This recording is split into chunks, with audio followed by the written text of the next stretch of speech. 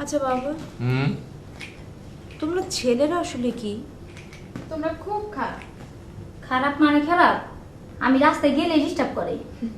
তুই চুপ, একদম চুপ। আসলে পুরুষ মানুষ হচ্ছে সৃষ্টির সবচেয়ে রহস্যময় প্রাণী, আবার দুর্ভাগ্যও বটে। বুঝতে পারলাম না। শুনবি?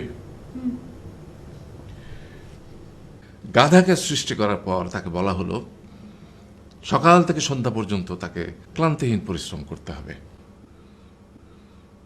সারা জীবন তাকে পিঠে ভারী বোঝা বইতে হবে, খেতে পাবে শুধু ঘাস, আর তার মাথায় কোনো বুদ্ধি থাকবে না। তার আয়ু হবে 50 বছর। গাধা করজোড়ে সৃষ্টিকর্তাকে বলল, আমি এত বছর বাঁচতে চাই না, আমাকে 20 বছর আয়ু দেওয়া হোক।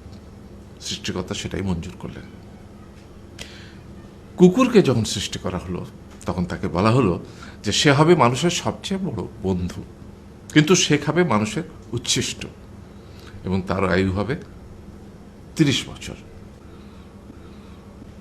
কুকুর সৃষ্টিকর্তাকে বলল, আমি এত বছর বাঁচতে চাই না, আমাকে 15 বছর আয়ু দেওয়া হোক।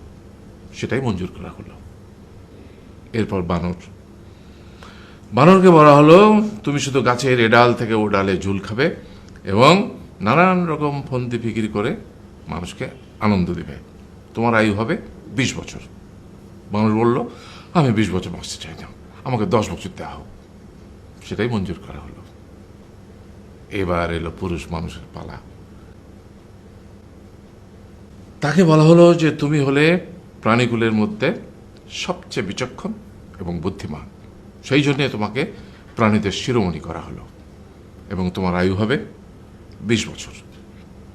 তখন পুরুষ মানুষ বলল, করজোড়ে বলল সৃষ্টিকর্তাকে যে 20 বছর আয়ু অত্যন্ত কম, হে প্রভু, আমাকে ওই গাধার সে যে 30 বছর আয়ু চায়নি সেটা আমাকে দেয়া হোক, ওই যে কুকুর 15 বছর ফিরিয়ে দিয়েছিল সেটাও আমাকে দেয়া হোক, আর যে বানর 10 বছর নেয়নি সেটাও আমাকে দেয়া হোক।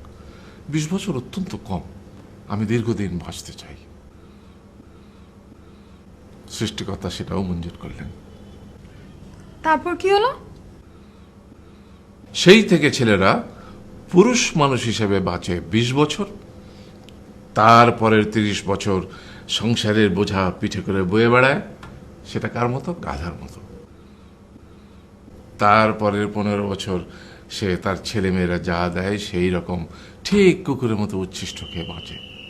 আর তারপরে বৃদ্ধ বয়সে ঠিক বানরের মতো, যেমন গাছের এডাল থেকে ওডাল ঝুল খায় বানর, তেমনি এই ছেলের বাড়ি থেকে ওই ছেলের বাড়ি, আর নানান রকম ফন্দি ফিকির করে তার নাতি নাতনিদের আনন্দ দেওয়ার চেষ্টা করে।